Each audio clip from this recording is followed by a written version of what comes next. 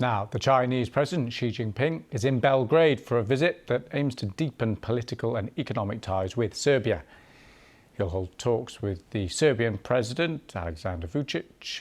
The Chinese leader's visit coincides with the 25th anniversary of US airstrikes on China's embassy in Belgrade. In an editorial for a Serbian newspaper, he wrote that the Chinese people would never allow such tragic history to repeat itself. Beijing has invested heavily in Serbia in recent years. Two countries signed a free trade agreement last year. Right, let's go live to Belgrade. BBC's Guy Delorney is there. Hi, Guy. So what's going to be happening there today?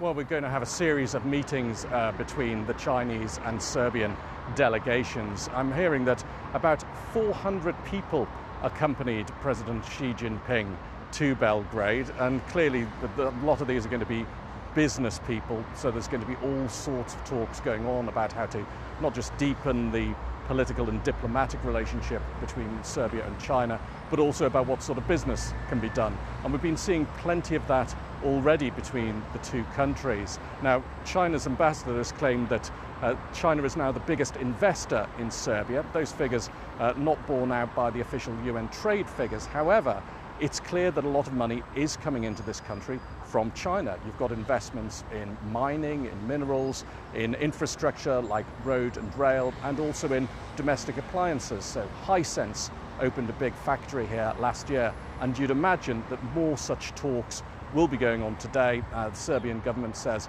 dozens of agreements are going to be signed between the two sides to go with already this free trade agreement that they signed last year, and another comprehensive cooperation agreement that they signed back in 2016.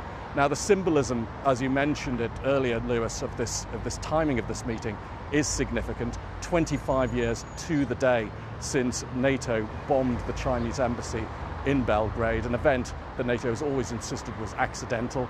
Compensation was paid, an apology accepted, but Xi Jinping, as you say, said that Chinese people would never forget that.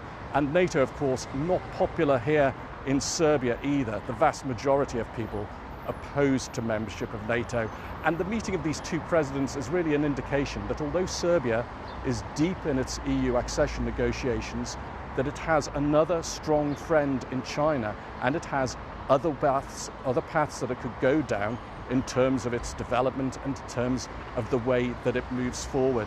And with these EU accession negotiations proving interminable for Serbia, perhaps it's also a reminder from Belgrade to Brussels that if Brussels doesn't show more in terms of what it wants, that it wants Serbia to join the European Union, that it wants it in that club, then Serbia might turn its attention elsewhere and make the kind of friends that perhaps Brussels would rather it didn't.